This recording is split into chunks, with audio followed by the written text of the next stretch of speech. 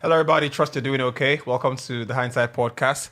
I was speaking to the producer the other day and I realized just how much we're into each other's lives. And I say that because every time across the week, Monday, Tuesday, Wednesday, or be it Sunday, I'm constantly on the Instagram page replying comments, and Lack Rifai is doing the same as well. So if you're driving or you're maybe pressing the clothes on a Saturday or something like that, I want you to know that you're part of us just as we're part of you. And it's great to know that every single day there is a comment or a suggestion on the Instagram page, which is just amazing. To think that we're so in sync. And the content today is actually created by you, so that's great stuff. Welcome along to the show. It's also a great pleasure to welcome for the very first time Tola Ogunlewe. Tola, it's great to have you join us on the podcast. You do more serious things than us. First of all, you're a lawyer, and I say that because you literally have athletes' careers in your hands, and that's more serious than we could do. So, how's that going? How are you?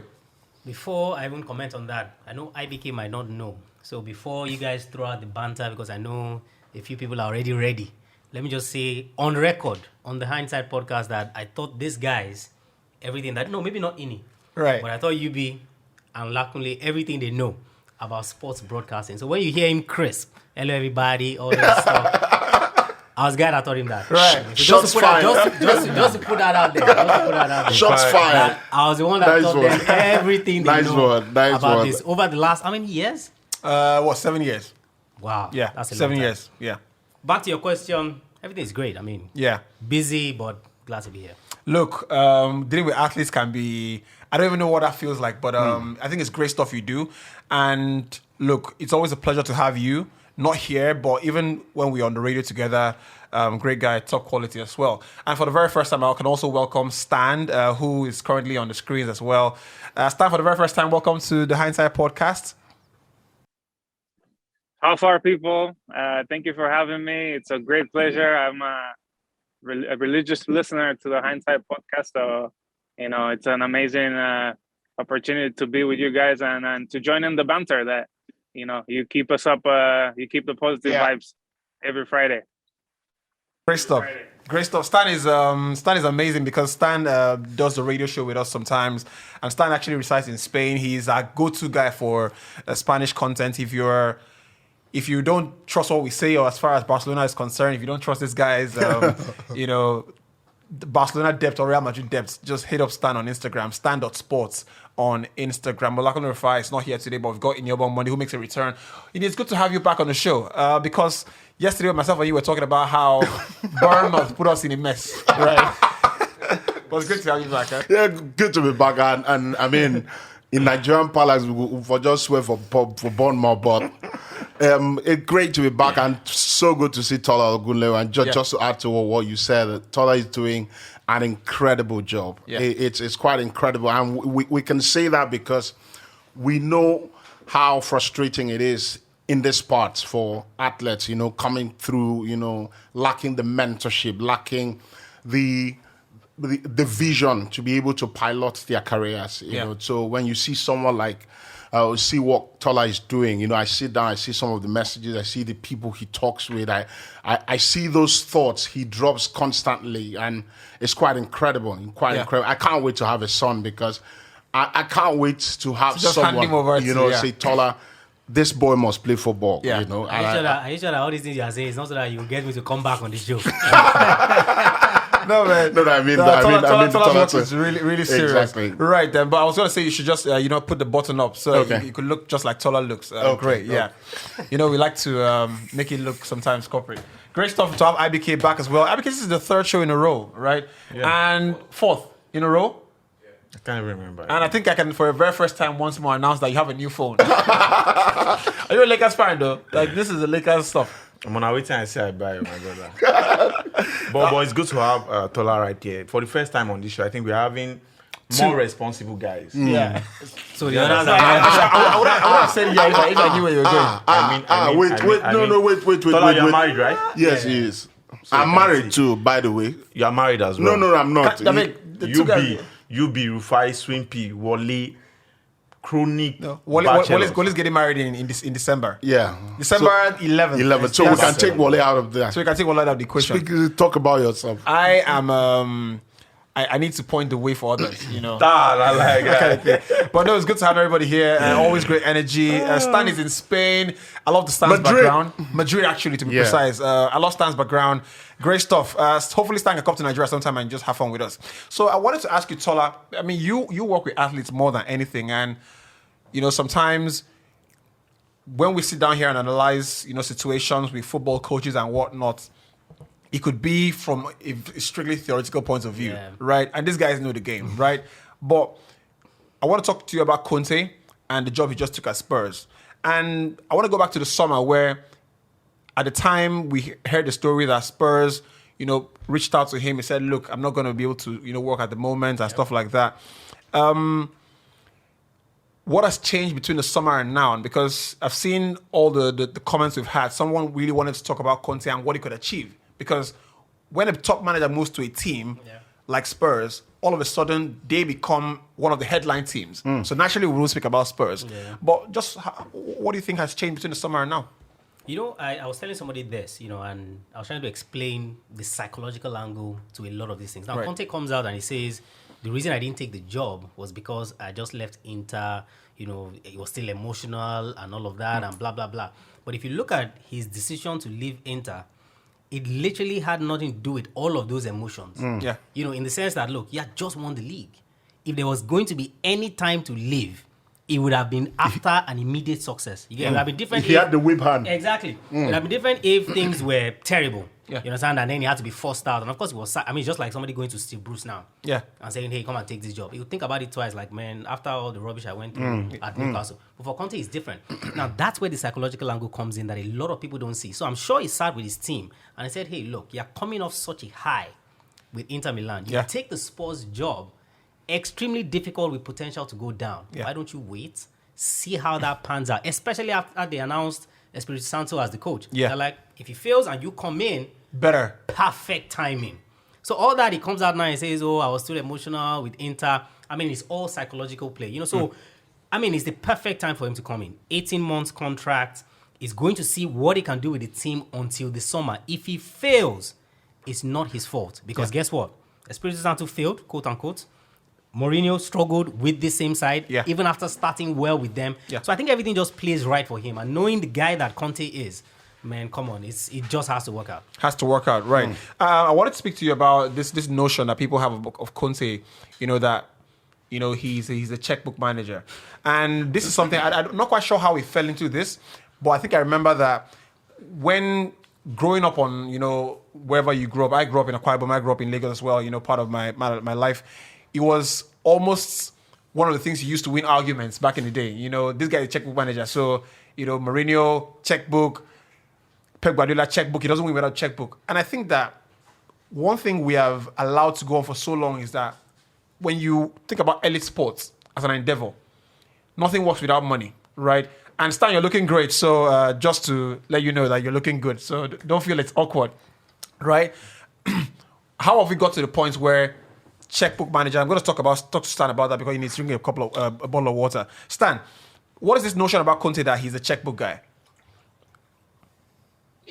I think it's a very lazy argument to say that, you know, a manager needs money and good players. Obviously, you do.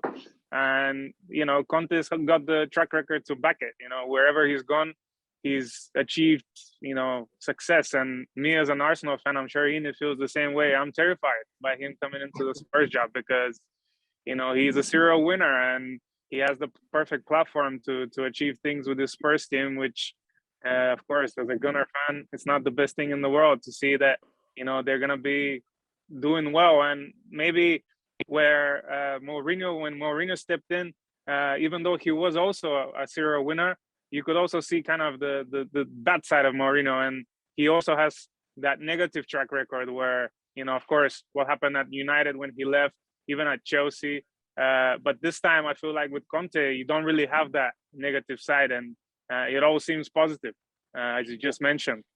Coming off, of course, that super successful season in Italy. And yeah, whether he's checkbook or not, Conte has an idea, you know, when he comes into a club, and he's a visionary. And I think that's what you pay the big bucks for.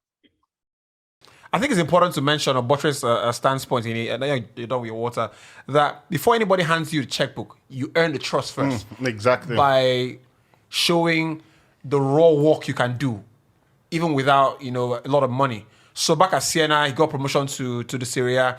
Every top manager that has been handed a lot of money is because the owners ultimately come to a point where they feel like, or the people who now, hands out the checkbook, Pep Guardiola did a fantastic job on the B team at Barcelona. And even though his case was more a one-off, Jose Mourinho showed what he could do with a shoestring budget at Porto. Conte, same thing at Juventus. Nobody hands you a checkbook without showing that you're fundamentally good, no?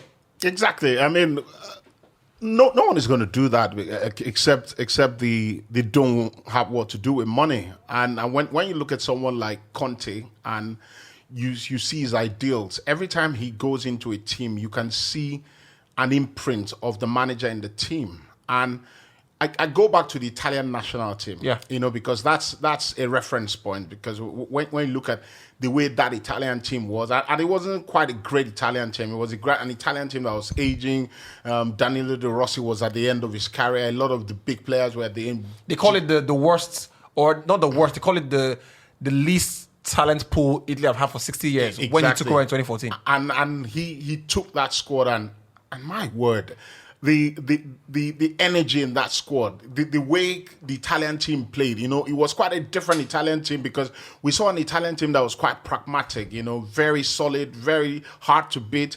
And then he took the Chelsea job, and my goodness, he was unbelievable. I saw an interview with Thierry Henry where he said that he prefers to kill a player who, when you're not doing what he wants you to do. That's Conte. There's an effect that he brings to the dressing room. And for someone like Harry Kane, what does this do to him, playing under a top manager, a manager who knows can get a performance out of you? He's going to make you work really hard.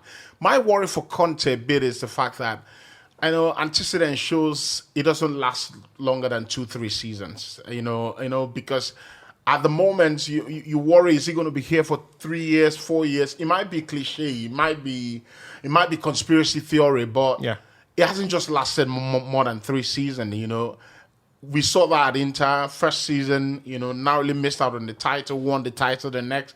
We thought it was going to build on that, but Conte is the guy who doesn't take prisoners. We know why he left Inter Milan. They were going to sell their players, and he didn't want that, And like Stan said, it's quite lazy to say manager is checkbook manager because you can buy all the players you want. You can buy the best players in the world. as we have seen at United. If you don't put them together and give them a system to work, and that system actually works, it makes no sense. The idea with this checkbook manager thing, just to jump in before I became, you see, the idea with that checkbook manager thing is that you buy even when it is unnecessary. Let's go back to Juve, right? Why did he leave Juve? You see, prior to all this, the inflated market that we have as it is today, right? Coaches used to work with players. Every coach must buy a player. So would you then say every single coach is a checkbook manager? Whether I buy you for 20 million, 40 million, 50 million, you have to buy players, right? When he was at Juve, it worked with what he had. Got Perlo, free transfer. What wasn't it? Pogba, free transfer. Had a couple of all those guys, Mandzukic, many of all those guys. And it was time to go to the next level. It was time to go to the next level. And he said, look, you want to win the Champions League, bring money. Juventus were like, hey, no, we don't do that here, blah, blah, blah. And he had to leave. Right? You see, Conte is a manager or one of those managers who, yes, I will buy, but I will work with what I buy. And that's how Mourinho was as well. When he got to United, right, bought Lindelof, bought a few players, didn't work out. And he said, hey, look, give me more money to buy. What did they say? They said, you just bought these guys. Work with them. You don't see that with Guardiola, right? Guardiola buys, doesn't work out. He's going to replace you. You understand? So this idea that Conte is a checkbook manager, where exactly does it come from? The manager will buy players. Tottenham just spent how much this summer? Buying all the guys they bought. All the defender, goalkeeper. As Conte is coming in, he's going to need to buy. So the idea that he's a checkbook manager, I mean... I've always said, when people make the argument and say, this manager is more a philosophical type manager. And I say, look, IBK, if you're a Pochettino and you're very philosophical heavy, if that's the right word to use, or Bielsa, because everybody talks about him and talks about his style of football. What I always say is that better players make good systems look incredibly good. And the best players in elite sports go for a premium. So if you're if you're Marcelo Bielsa with the fantastic tactics, if you have only Calvin Phillips to execute that tactics, he can't do that job as good as Fabinho would do it. Yeah, sure. Because Fabinho takes that same information you give him and interprets it in an incredibly different way and executes at a very high level.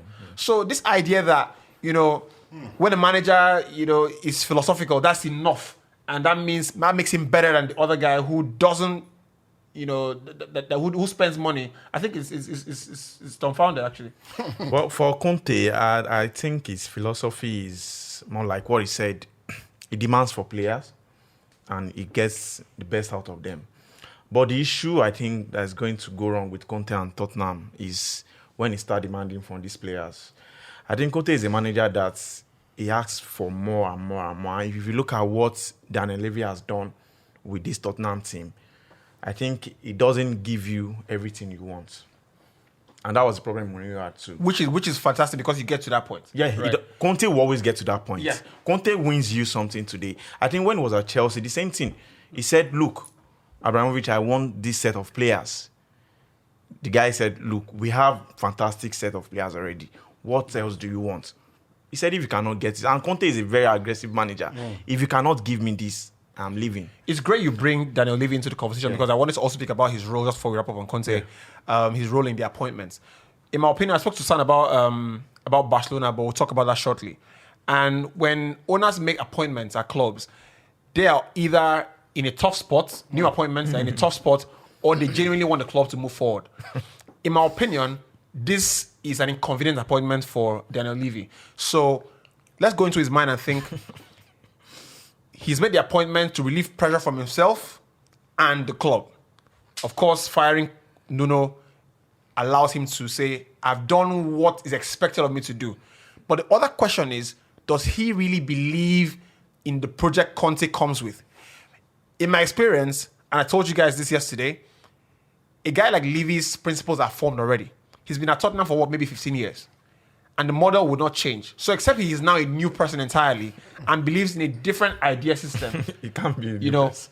He has to go all the way, which we see, which is what we saw with Mourinho at Tottenham. Yeah. Went in halfway, stopped at the middle. With Nuno, of course, maybe he felt like, it's the best time to fire him, whatever it is. But with Conte, if Conte smells at the slightest opportunity that you're not in full on, He leaves. Conte would leave. He leaves. With Daniel Levy, I was slightly worried for Nuno when I heard the Spurs fans singing "You Don't Know What You're Doing" on Sunday when he took off Lucas Moura and brought on Steven Bergwijn. And when he gets to that point, the manager is out of the door. When the fans start to sing "You Don't Know What You're Doing," you're getting fired in the morning, and you made it very unpopular. For Daniel Levy, it was a point where he needed to know who's available. Because I don't think he fires Conte. He fires Nuno if Conte is not available. Because that happens when things are not going well and you want to make a change quickly. You have a better option. You want to see who's available. Yeah. Who can come in and do a job for this team. Because he knows what Conte brings. Conte will come in and, let's be honest, Pochettino, Jose Mourinho, Nuno Espirito Santo, they can't all be bad managers. Spurs players are simply not good enough. And we've got to be honest, because if Conte walks into that team, granted, he can take the next few games, new manager bounds, the players are going to fight, he's going to demand they run into brick walls for him. And in fairness, they're going to do it, because if you don't do it, you won't get into the team. Yeah. And I can tell you, if there's any manager who can put Harry Kane on the bench, is Antonio Conte. Yeah. And he's going to do it if he needs to do I just that. feel like with Levy, you can't teach an old dog new tricks. I think at some point in time he gets into, the marriage is always nice at the start. I'm sure is he going to spend the money? This doesn't apply to you guys because you guys are having a fantastic time, right? But normally with Levy, the pictures are nice. You take the pictures, then you start realizing the amount of detail and pressure it comes to work with a top class manager. They go all the way. They ask all the time. When you meet them, they are constantly telling you this is what the team lacks at this point in time. So can we say there was a conversation? Can we say there was a conversation where Conte has said, in January, I will need this player and this player. I think there has to be. You will start saying, I will need Conte two. has to I'll need two. Yeah. Because Conte for will start Conte saying to it. accept to I take trust the him. job, Yeah. I would think that there was a conversation where he said, "I'll need this player. I'll need this player. I'll need Yeah. this player in January," and then we can talk about the bigger picture in the summer. Yeah. And if Daniel Levy is not going to bend from his norm, Yeah. I think that I'm not sure Conte takes that job. No, you already said that the sporting director was the one that actually convinced him. Yeah. I think he worked with Paratici, for a while, and the guy told him that, come, I'm the one here now. Whatever you need, I'll try and get Make it sure that done. it happens. Yeah. So I think it's not really Daniel Levy convincing Conte coming into to Spurs. I think it's the sporting director. But Levy still has the final say. Whatever he wants, he gets it done. I want to speak to Stan finally about would it be the biggest managerial achievements in the last 10 years if Conte wins a trophy with Spurs? Because when I think about Spurs, I think about a club that has a cultural problem, right? The players, if this job was... Conte's profile of a coach, he goes into a team that is almost ready to win, right? Or maybe he's just 2 steps away from winning. With Spurs, I dare say it's the toughest job he has taken, right? At Inter were top 4 for the past 2 seasons before he joined.